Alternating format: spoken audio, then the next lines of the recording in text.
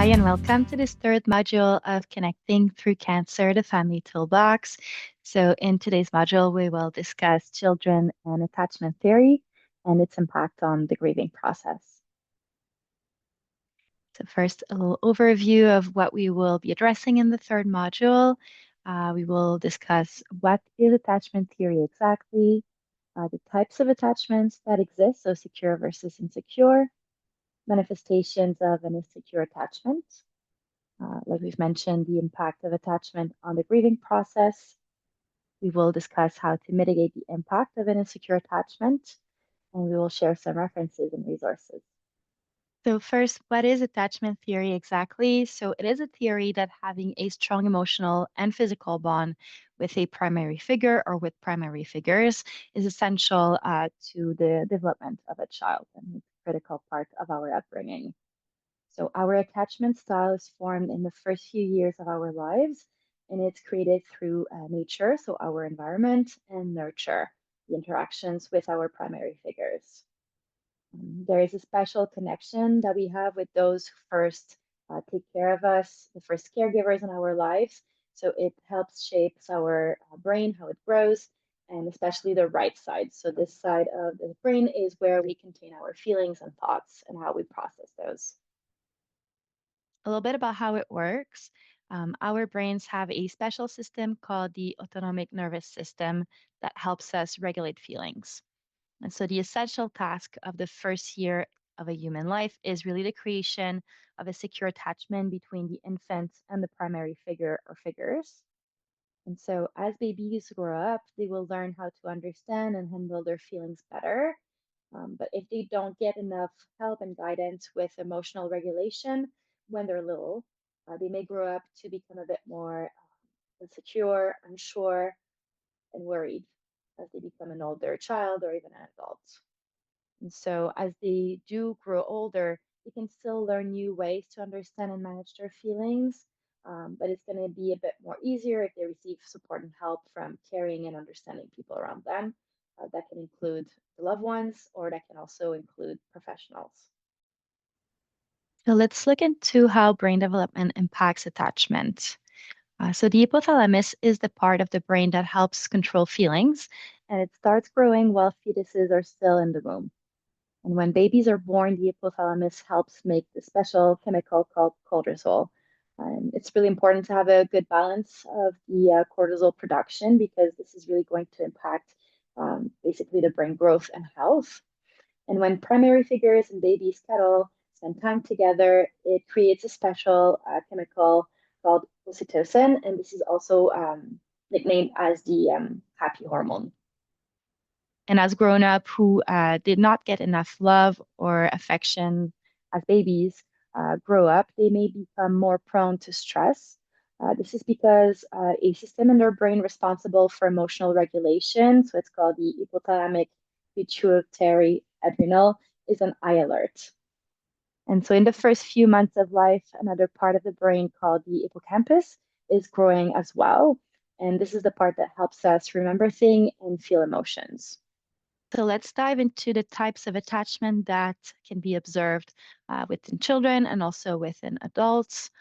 There is only one type of secure attachment and three types of insecure attachments. So when we speak of an insecure attachment, we can either refer to an anxious ambivalent attachment, to an anxious avoidant attachment, or anxious disorganized attachment. What does a secure attachment look like? So, if our bonding with our initial primary figures is strong, we will be more likely to feel safe in this world, face challenges with a bit more resiliency. And so, it's easier to be happy, to feel healthy, and to bond with the people around us. And when one has a secure attachment, they will have greater trust in people that they meet. They can easily connect with others and are able to reach success more easily in life. If we look at an insecure attachment, that can mean that our bond was weaker when we were younger, and so it's a bit more difficult to feel safe in this world. Um, Inadequate parenting or neglect can lead to anxious attachments. And insecurely attached individuals may perceive pain as more threatening, have a negative perception of social support, They may be less likely to find support and reach out. Um, they are more prone to experience increased depression, anxiety, stress, and can be more inclined to catastrophize, and as well, more likely to develop substance abuse problems. It doesn't mean that it is going to automatically happen for everyone who has an insecure attachment, but this is part of the risks and things that we can observe. And also, they tend to mistrust others, lack social skills, have more problems in forming relationships, and experience difficulties in understanding themselves. So let's look at what an insecure attachment may look like for the three types that we've mentioned before. So for anxious ambivalent attachment, if the child is feeling anxious about his relationship with a primary figure, he may become more clingy or try to get the primary figure's attention by disrupting or by shouting. Um, for an anxious avoidant attachment, sometimes when children are being loud, their primary figure may get angry and punish them, which can be very scary for a young child. And so, to avoid that feeling of being scared and having that fear, children may stop expressing their feelings altogether. And when we speak of anxious, disorganized attachment, we can think of when a child is put in a position where their caregivers are abusive or neglectful. And this can affect the child's perception and idea of what love and safety is. Attachment and its impact on the grieving process. So, attachment theory is a system that helps us understand how we need love and assurance from our primary figures. It impacts how we can regulate our feelings when we lose someone important or when something important is changing. It's a little bit like a map that shows us what might be hurting when a friendship or a family bond changes or disappears.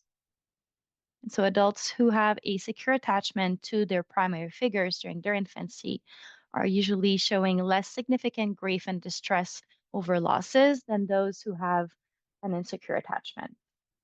Those who have a secure attachment have a better capacity to grieve without feeling overwhelmed or overtaken, while those who have an insecure attachment have more difficulty in having a healthy expression of their feelings of grief.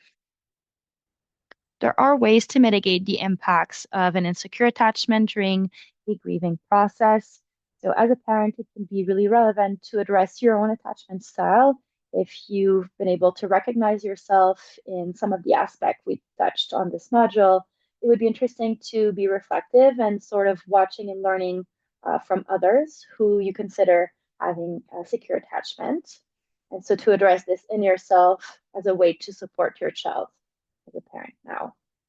And so you can explore building your self-esteem, learning to create and set healthy boundaries, learn to be proactive in taking care of your own mental health and teach that to your children as well. However, this is a big process. There's a big learning curve to it, and it can take a lot of work to do this on your own. So seeking social support from professionals like social workers, psychologists, psychotherapists can be helpful in providing a variety of techniques and tools that can help you move towards sort of an earned secured attachment. An overall review of today's module and some of the main things to remember. So the first few months and years in a child's life are very formative regarding brain health and emotional regulation. As we grow up, these connections continue to influence how we cope. A secure attachment style allows for greater trust in people, easier connections with others, and adaptivity. Insecurely attached individuals may perceive pain as more threatening, have a more negative perception of social support, and may experience more difficulty in showing resiliency. Being mindful in how stable these connections with your child are and providing reassurance are some of the most supportive and preventive things that you can do. Seeking professional support can be a helpful step towards addressing, ensuring, or maintaining secure attachment. Here are some resources that you can visit with your family, but of course, you can always reach out to the Colorectal Cancer Canada team.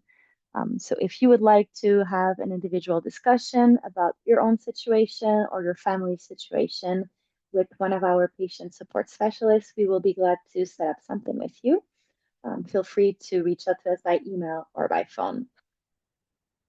That's it for this third module. Thank you for listening and stay tuned as more modules are underway. Thank you and have a good day.